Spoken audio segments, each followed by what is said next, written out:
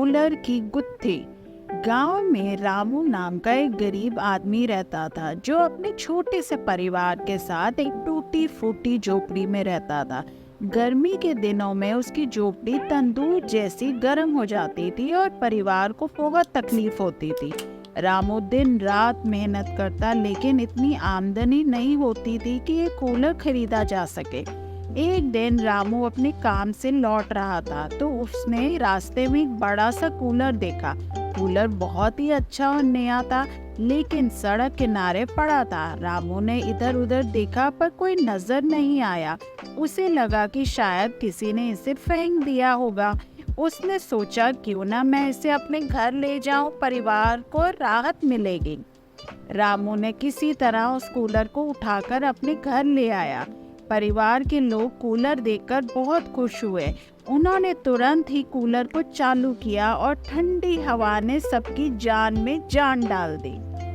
लेकिन जब रात हुई तो अजीब घटनाएं होने लगी। कूलर से एक अजीब सी आवाज आने लगी जैसे कोई उसमें फुसफुसा रहा हो।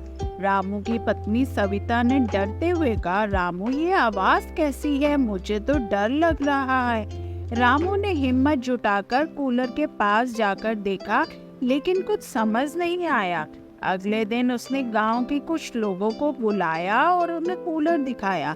गांव का एक बुजुर्ग गोपाल चाचा ने कहा, रामू ये कूलर तो उस पुरानी हवेली का है जहां कई सालों पहले एक व्यापारी की रहस्यमय तरीके से मौत हुई थी।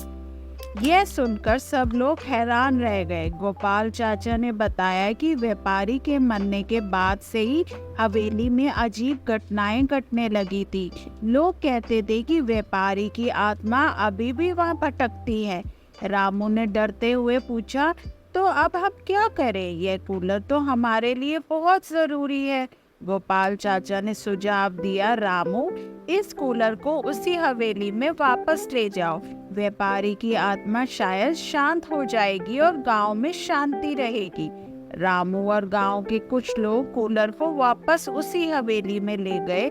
जब उन्होंने कूलर को वापस रखा तो अचानक हवेली में तेज हवा चलने लगी और भयंकर आवाज आई। सब लोग डर के मारे पीछे हट गए। कुछ समय बाद आवाजें बंद हो गई और हवेली में शांति छा गई। गांव के लोग इसे एक शुभ संकेत मानने लगे। रामू और उसका परिवार फिर से अपने पुरानी झोपड़ी में वापस आ गए। लेकिन इस बार वह इस बात को समझ चुके थे कि किसी भी चीज को उसके असली मालिक से छीनना नहीं चाहिए। रामू ने अपने मेहनत के बलबूते पर एक नया कूलर खरीदा और परिवार के साथ सुख शांति से रहने लगा। और इस तरह कूलर की गुत्थी सुलझ गई और गांव में शांति स्थापित हो गई।